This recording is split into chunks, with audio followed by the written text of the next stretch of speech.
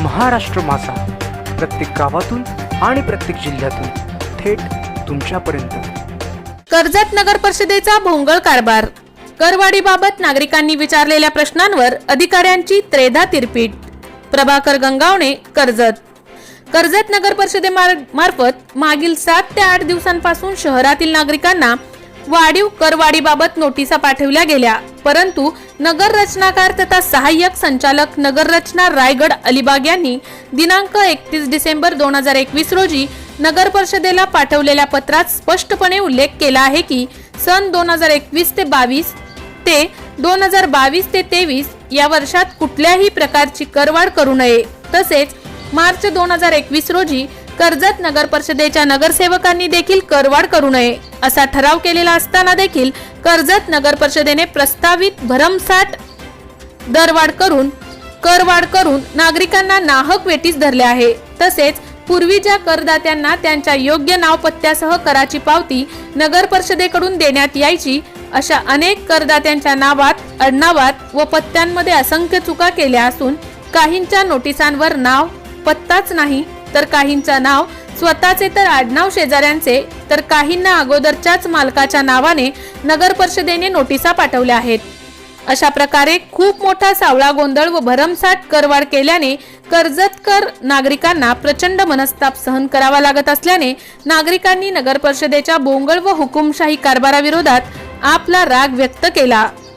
दिनांक 19 डिसेंबर रोजी मोठ्या प्रमाणात नागरिक कर्जत नगर परिषद कार्यालयात करवाढ व काढलेल्या नोटिसा रद्द करण्यासाठी जमा झाले होते, परंतु नागरिकांचे निवेदन स्वीकारण्यासाठी मुख्याधिकारी उपस्थित नसल्यामुळे नागरिकांनी चीड व्यक्त केली व नगर परिषदेचे गोसावी यांना निवेदन दिले होते।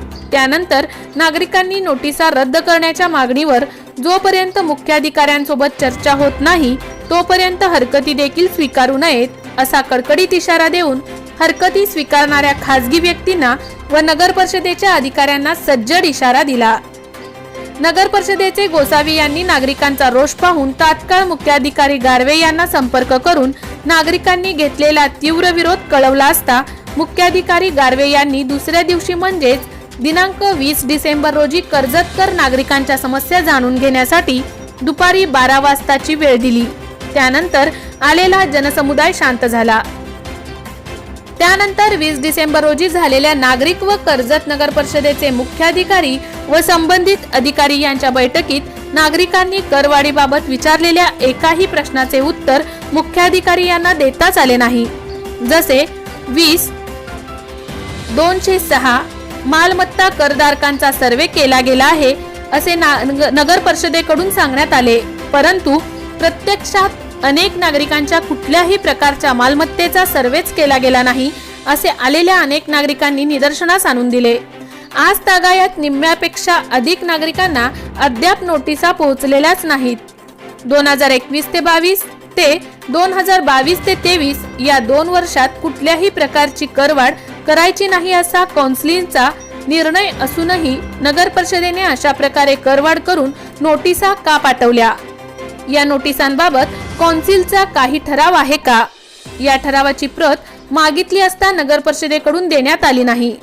ज्या एजन्सीला सर्वे करायला दिला गेला त्या एजन्सीला कशा प्रकारे काम दिले गेले?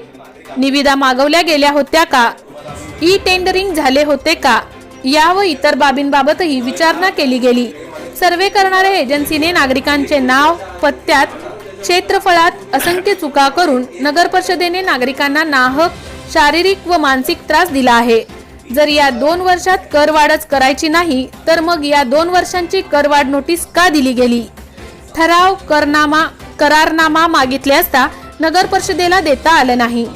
अग्निशमन कर, स्वच्छता कर, शिक्षण कर याबाबत किती टक्के दरवाढ करावी याबाबत कौन्सिलचे निर्णय व झालेल्या उपविधीबाबत माहिती विचारली असता मुख्याधिकारी व अधिकाऱ्यांना देता आली नाही।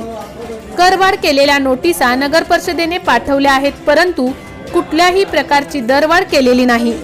तुमच्या समस्या अडचणी आम्ही नगर परिषदेची तातडीने सर्वसाधारण सभा घेऊन योग्य निर्णय घेऊ असे आश्वासन मुख्याधिकारी यांनी दिले।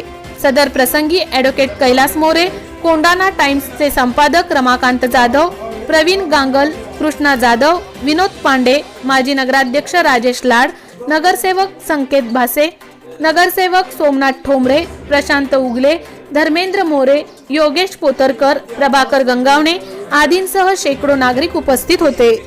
त्यांना जर विश्वासात घेतला असता, एकत्रित पालन जर का व्यवस्थितपणे लोकांपर्यंत पोहोचले असते, मस्यांना ही जबाबदारी तुमची तेवढीच बनते. एक म्हणजे जर तुम्ही एजन्सी अगोदर तुम्हाला सगळ्या तुम्ही इतकी वर्ष काम करता नगरपालिका, तुम्हाला प्रत्येक प्रॉपर्टीचा तुम्हाला सगळा अंदाज आहे, कोणाची प्रॉपर्टी कशी किंवा काय सगळं. एकत्रित पालन जर का तुमचं कोऑर्डिनेशन असतं तर सगळं ह्या अशा समस्या उद्भवत नसतात.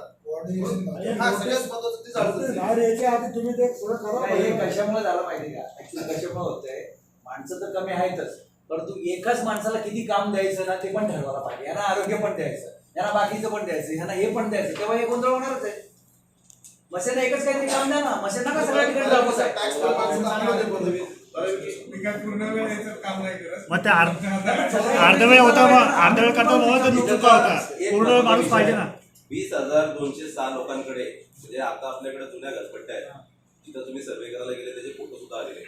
त्याच्यातला निम्मे सुद्धा लोकांची नोंदणी झालेली नाही आहे. म्हणून आमचं मागणी आहे की ही नोटीस तुम्ही मागे घ्या. म्हणजे त्याला तुम्ही शेवटला काय तुमचा निर्णय तुम्ही सांगा, आम्ही नागरिक म्हणून. सेकंडी आता हा वार्षिक कर मूल्यांकनचा जो काही ठराव होता त्याच्यातला 2 वर्ष सूट द्या, अशा प्रकारचा हा काउन्सिलचा निर्णय आहे. काउन्सिलच्या निर्णयानंतर आता 2 वर्षानंतर तुम्ही 2 वर्षामध्ये कुठल्याही प्रकारची मागणी करायची नाही अशी वस्तुस्थिती असताना तुम्ही आता का नोटीस दिली? बरं, ह्या नोटीस देण्यासाठी काउन्सिलचा काय ठराव आहे का? त्या ठरावाच्या अजून पण मला वाटतं परत आली नाही. 1 तास झालाय आपण चर्चा करतोय. आणि या गोष्टी साहेब तुमचा नाही, पण तुमच्या स्टाफचा आम्ही नक्कीच नागरिक निषेध करतोय. आज तुम्ही जेव्हा तुमच्याकडं एक एजन्सी तुम्ही जो वर्क करते, तुमच्याकडे ठराव नाही, तुमच्याकडे कुठल्या प्रकारचे GR नाहीये, आणि हे लोकांचं अडजस्टमेंट कशासाठी? मी कोर्ट सोडणार नाही, पण त्याचं काम होणार आहे.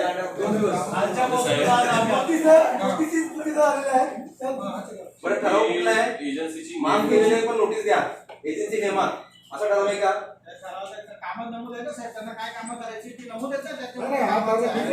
आम्हाला मान्य तुम्ही साहेब असं आहे ना, स्पेसिफिकली साहेब वर्ड टू वर्ड ना, काउन्सिल जेव्हा निर्णय घेते तेव्हा अशी एखादी एजन्सी अपॉइंट केली जाते. मान्य ना. प्रश्न आमचा साहेब प्रश्न एकदम सिंपल आहे. 2 वर्ष तुम्हाला करवड नाही, 2 वर्ष नागरिकांना मनस्ताप का द्यायचा? तुम्ही 24ला देऊ शकला असं नोटीस, मग आताच द्या नोटीस, असं काय काउन्सिलचं ठराव आहे का? काउन्सिलचा ठराव म्हणजे प्रोसिजरचा पार्ट आहे, त्याच्यामध्ये काउन्सिलला सांगा ना, काउन्सिलचा ठराव असेल तर. पहिलाच प्रश्न आहे, दरवाढ कोणती केलेलीच नाही, आम्ही तुम्हाला परत मागे ना तिथं त्याच्यावर एक साधा प्रश्न आहे. ही माफी दिलेली आणि माफी दिलेली असताना सुद्धा याच वर्षी एजन्सी नेमायची आहे, याच वर्षी नोटिसा पाठवायच्या, याच वर्षी तर मूल्यांकन करायचं. एजन्सीची नेमणूक केली. आम्ही त्याचं उत्तर दिलं साहेब तुम्हाला की जे भाडे मूल्य आहे, जे तुमची रिटेबल व्हॅल्यू निघालेली आहे, आम्ही त्याच्यावर तो 6% आकारलेला आहे. आमचं त्याच्यावर ऑब्जेक्शन आहे. 2% वाढतोय त्याच्याप्रमाणे, 4% यायला पाहिजे. तोच मी मगाशी वाचून दाखवलं, 6,400 ला 1,500 रुपये लावले, कसा 6% होऊ शकतो? ऐका, तुम्ही आहे ना आमच्या दोघांच्या डिस्कशन मध्ये तुम्ही अर्धच ऐकलं, पूर्ण नाही. मी ऐकलं. शिक्षण कराच्या बाबतीत काही ठिकाणी काय झालेलं आहे की जर कधी मागच्या वेळेच्या शिक्षण करावर हा फक्त 1.5 पटीचा आपल्याला कॅप लावायचा आहे, तो यांच्या सिस्टम मध्ये लावला गेला नाही. त्यामुळे काही जणांना आवाज टाकायच्या आणि तुमच्याकडे हरकत देत राहायच्या. नाही, सोडून धंदे सोडून अग्निशमन जो कर आहे त्याचा उपनिधी तुमच्याकडे नाहीये. स्वच्छता कराबद्दलची काही क्लेरिफिकेशन नाहीये. त्याच्यानंतर तुम्ही एक ठराव दिलेला आहे एजन्सी अपॉइंट करायचा. त्यानंतर महत्वाचा प्रश्न जो चर्चेला आलेला आहे, शिक्षण करायची माहिती ती तुम्हाला नाहीये तुमच्याकडे. ती माहिती तुमच्याकडे नाहीये. अनधिकृत बांधकामाची जी कर आकारणी जो आपण GR दाखवलेला आहे त्याचा सुद्धा तुम्ही काहीतरी मला वाटतं अभ्यास करून नंतर सांगणार आहे. आणि मंदिराचा जे काही तो विषय आहे त्याच्यामध्ये तुम्ही ते कर आकारणी केलेली आहे, ऍक्च्युली 0 केली पाहिजे. आता एकंदरीत ह्याच्यामध्ये तुम्हाला तुमचा जो खुलासा दिलेला आहे प्रेस नोट, त्याच्यामध्ये किती ॲम्बिग्युटी ते बघा. तुम्ही शांततेने ऐका. जाहीर आव्हान, कर्जत नगर परिषद हद्दीतील सर्व मालमत्ता व भोगोडाधारकांना आवाहन करण्यात येते की 4th वार्षिक कर मूल्यांकनाची कारवाई सुरू असून सदर कर मूल्यांकनामध्ये कुठल्याही प्रकारची दरवाढ केलेली नाही. ठीक आहे, झाला विषय संपला. म्हणजे 4th वार्षिक कर मूल्यांकनाची जी कारवाई आहे ती संपली. त्याच्यात कुठल्याही प्रकारची करवाढ नाही. दरवाढ नंतर पुढे दर नाही वाढत. त्याचा विषय काय संदर्भ नाही. पुढे मात्र म्हणजे हा विषय संपलेला आहे. कुठला चतुर्थ कर वार्षिक कर.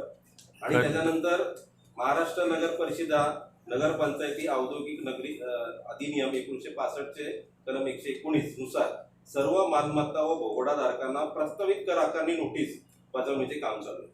आता याच्यामध्ये इतकी ॲम्बिग्युटी आहे का तुम्ही एकीकडे काय म्हणताय का आमचा कुठलाही चालू आहे, चतुर्थ वार्षिक कर कारवाई सुरू आहे, त्याच्यामध्ये तुम्ही म्हणताय कुठल्याही प्रकारची दरवाढ नाहीये. आता नागरिकांनाही तुम्ही प्रेस नोट देताय. आता जर त्याच्यामध्ये जर कुठल्याही प्रकारची दरवाढ केली नाही तर प्रस्तावित करायची तुम्ही कशासाठी करताय. आणि त्याच्यामध्ये तुम्ही पुढे काय म्हणताय माहितीये का, ज्या प्रस्तावित कर आकारणी नोटीस ऐका ना, आकारणी बजावण्याचे काम चालू आहे त्या अनुषंगाने ज्या मालमत्ता धारकांना व भोगोडाधारकांच्या नावात पत्त्यात मालमत्तेच्या क्षेत्रफळात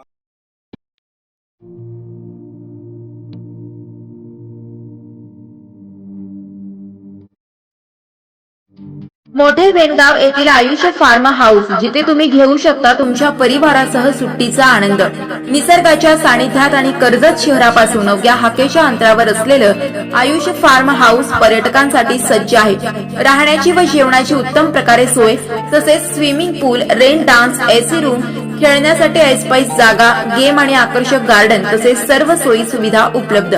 पत्ता मोठे वेणगाव, कर्जत, रायगड. बुकिंग साठी संपर्क भाई गायकार 88 88 38 11 11, अभिषेक गायकार 88 88 37 11 11, अवंतिका गायकार 77 20 04 56 78. तुमच्या परिवार आणि मित्रांसोबत सुट्टीचा आनंद घेण्यासाठी आताच बुक करा आयुष्य फार्म.